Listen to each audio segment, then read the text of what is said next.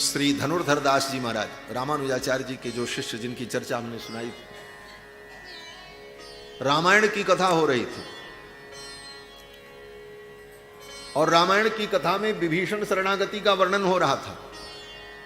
और जब विभीषण जी भगवान की शरण में आए तो जितने भगवान के परिकर थे, श्री हनुमान जी को छोड़कर और लक्ष्मण जी को छोड़कर जितने परिकर थे, सब ने विभीषण को आने से रोका और सब ने कारण बताए। बोले इसको घुसने मत देना, ये राक्षस का भाई है, ऐसा है वैसा है। और बड़ी लंबी कथा है, पूरा एक सर्ग बीत गया उसी में, सबके कथन उपकथन में। इसकी चर्चा कथा में चल रही थी। धनुर्धर दास बैठ करके सुन रहे थे और जब ये प्रसंग आया तो उठ गए और रोते हुए निकल करके भाग गए। तो रामानु स्वामी ने देखा, बुलाया, धनुर्धर दास इधर आए। बोले तुम सत्संग छोड़कर दुखी होकर क्यों चले गए? तो धनुर्धर दास ने कहा, मेरा उद्धार नहीं हो।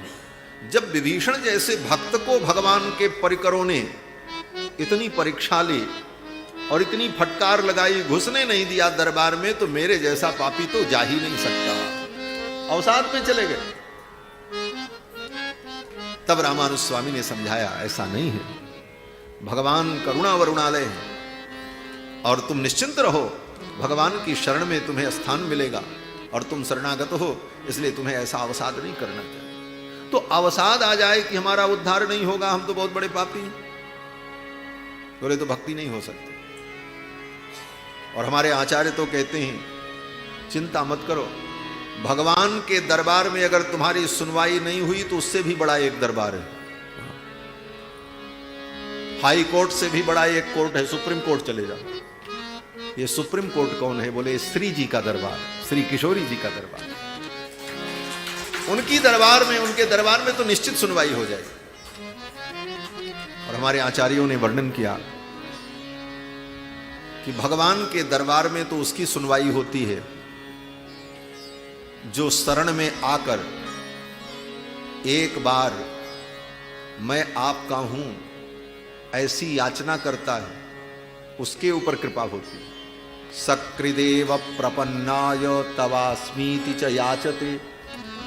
श्रीमद् वाल्मीकि रामायण में विभीषण शरणागति में कहते हैं, एक बार प्रपन्न होकर हे प्रभु मैं आपका हूं इति याचते, ऐसी याचना करता है, तब भगवान उसकी रक्षा करते हैं। लेकिन किशोरी जी का दरबार, श्री जी का दरबार, बोले श्री जी का दरबार तो भगवान से भी बड़ा है। क्यों? बोले कोई उनके दरबार में जाकर के अगर शरणागति न भी करे, लेकिन उनके सामने अगर वो दुखी हो रहा है और किशोरी जी ने देख लिया तो उसका कल्याण हो जाएगा, वो भगवान का शरणागत हो जाएगा। उदाहरण, प्रेम मातर मैथिली राक्षसीस्त्वयि तदैवार्द्रापराधास्त्वया रक्षन्त्या पवनात्मजा लघुतरा रामस्य गोष्ठीकृता। परसों की कथा में श्री पराशर भट्टर स्वामी जी का हमने स्मरण किया था। उन पराशर भट्टर स्वामी जी की यह रचना है श्री गुणरत्न कोश। श्री जी के गुणों का वर्णन करते हुए कहते हैं, हे देवी, हे मैथिली, हे जानकी, आपने तो राम जी के दरबार को भी छोटा बना दिया। आपका दरबार सुप्रीम कोर्ट हो गया और राम जी का दरबार हाई कोर्ट हो गया। रामस्य गोष्ठी लघुतराकृता, राम की गोष्ठी को, उनके दरबार को आपने लघुतर बना दिया, छोटा बना दिया। आपका दरबार सबसे बड़ा दरबार। क्यों?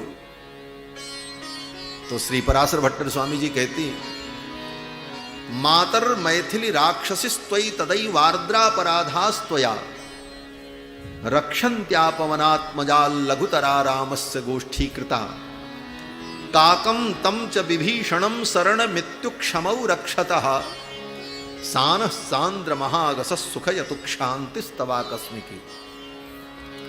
श्री पराशर भट्टर स्वामी जी कहते हैं, हे भगवती, हमने देखा है भगवान के दरबार में तो जयंत की रक्षा हुई, विभीषण की रक्षा हुई, काकम तम च विभीषणम, लेकिन कब? बोले शरण मित्युक्षमौ रक्षता, शरण में आकर के उन्होंने कहा कि मैं आपका हूं, मेरी रक्षा करो, तब। लेकिन आपके दरबार में, आपके दरबार में हमने देखा है, उन राक्षसियों को देखा है। कौन सी राक्षसियां? बोले लंका की राक्षसियां, जो जानकी जी की रक्षा में नियुक्त थीं। रावण ने उनको नियुक्त कर रखा था और सब बड़ी दुष्टा थी। उन राक्षसियों ने जानकी जी का घोर अपराध किया था।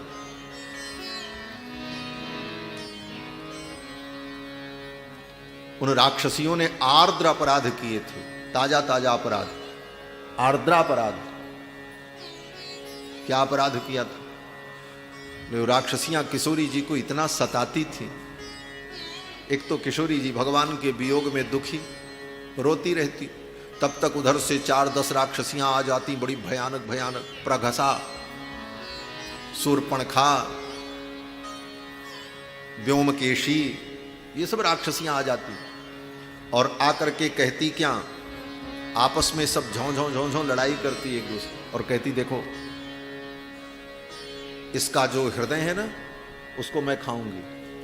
दूसरी कहती इसकी आंतें मैं खाऊंगी। चौथी आती कहती मैं इसका सिर खाऊंगी। तीसरी कहती देखो भाई लड़ाई मत करो, अपना अपना हिस्सा तय कर लो। इस प्रकार आकर के भगवती जानकी को भयभीत करती। एक राक्षसी आई, उसने कहा सब हटो, मैं आज सुरापान करके और इस मानुषी के मांस को खा करके इस निकुंभिला बेदी पर मैं नृत्य करूंगी, नाचूंगी। ऐसी ऐसी राक्षसी हमारा मानुषीम मांस मास्वाद्य नृत्यामोथ निकुंभिलाम, इस निकुंभिला बेदी पर मैं नृत्य करूंगी इसके मांस को खा करके। और जानकी जी को जाकर के पकड़ लेते। जानकी जी भयभीत हो गए। ये सब दृश्य हनुमान जी ने अपनी आंखों से देखा था। जब लंका गए थे, वृक्ष पर बैठे थे, ये सब चल रहा था नाटक। हनुमान जी के मन में बड़ा क्रोध था। जब रावण पर विजय हो गई, रावण का वध हो गया, भगवान ने हनुमान जी से, वानरों से कहा जाओ जानकी जी को आदर पूर्वक लेकर के आओ। हनुमान जी जब गए तो देखा वो सब राक्षसियां जहां तहां खड़ी थी। हनुमान जी की जब दृष्टि गई तो हनुमान जी ने कहा मां सब काम तो हो गया लेकिन एक काम बाकी है। बोले क्या? बोले सबको दंड मिल गया लेकिन इन राक्षसियों को दंड नहीं मिला जिन्होंने आपको इतना दुख दिया। आप आज्ञा करो, मैं इनको दंड देना चाहता हूं। क्या दंड? हनुमान जी ने कहा मैं इनका चित्रवध करना चाहता हूं। बोले चित्रवध क्या होता है? बोले चित्रो विचित्रो वधः, चित्रवध बड़ा विचित्र वध होता है। जैसे पुलिस विभाग में 3rd डिग्री दी जाती है, उसी को समझ लो। तड़पा तड़पा करके किसी को मारना, इसी को चित्रवध कहते हैं। हनुमान जी ने कहा मैं इन राक्षसियों का चित्रवध करना चाहता हूं, आप आज्ञा करो, क्योंकि आपको इन्होंने बहुत सताया है। हनुमान जी ने जब ऐसा कहा तो राक्षसियां कांपने लगी, अब हमारी रक्षा कौन करे?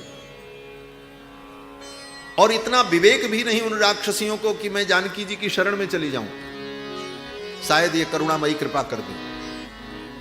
जानकी जी की शरण में भी नहीं गई और थर-थर कांप रही थी, लेकिन उनको देखकर जानकी जी के हृदय में करुणा उत्पन्न हुई और जानकी जी ने हनुमान से कहा हनुमान मैं तो जानती थी कि तुम बुद्धिमताम वरिष्ठम हो, ज्ञानी नाम अग्रगण्यम हो, सकल गुण निधानम हो, लेकिन आज मुझे पता चला कि तुम बंदर के बंदर ही हो। वहां पर जानकी जी ने हनुमान जी को प्लवंगम यही कहा। प्लवंगम माने बंदर। हनुमान अंजनी सुत ये सब संबोधन नहीं किया। प्लवंगम तुम बंदर के बंदर ही हो। हनुमान जी ने कहा क्यों? बोले तुम इनको दंड देना चाहते, इनका क्या अपराध है? हनुमान जी ने कहा इन्होंने आपको सताया। जानकी जी ने कहा इन्होंने कुछ नहीं किया, ये तो अपने स्वामी रावण के आदेश से ऐसा कर रहे हैं।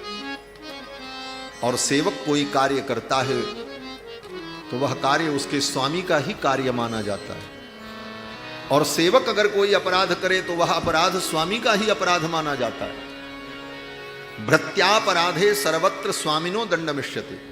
भृत्य के अपराध करने पर स्वामी को ही दंड मिलता है, और स्वामी को दंड मिल चुका है, रावण को दंड मिल चुका है। इसलिए ये दंड की अधिकारिणी नहीं है, इन्हें छोड़ दो। हनुमान जी के भय से उन राक्षसियों को जानकी जी ने मुक्त किया, जबकि वो राक्षसियां जानकी जी की शरण में नहीं आई। इसलिए आचार्य चरण इस भाव का चिंतन करते हैं और कहते हैं, मातर मैथिली राक्षसिस्त्वयि तदैव आर्द्रापराधास्त्वया रक्षन्त्या पवनात्मजा लघुतरा रामस्य गोष्ठी कृता। राम के दरबार को तो जानकी जी के दरबार ने आज छोटा बना दिया। तो भगवान की शरण में जीव आए, निश्चिंत होकर के आए, रक्षा होगी अवसाद से मुक्त होकर। और अगर वहां रक्षा नहीं हुई तो सुप्रीम कोर्ट तो है ही है, किशोरी जी तो है ही है, क्या चिंता है, करुणामयी जानकी जी तो है ही है। तो रामानुज स्वामी यही कहते हैं, अवसाद मत करो, अवसाद करोगे तो भक्ति नहीं। और दूसरी बात, उद्धर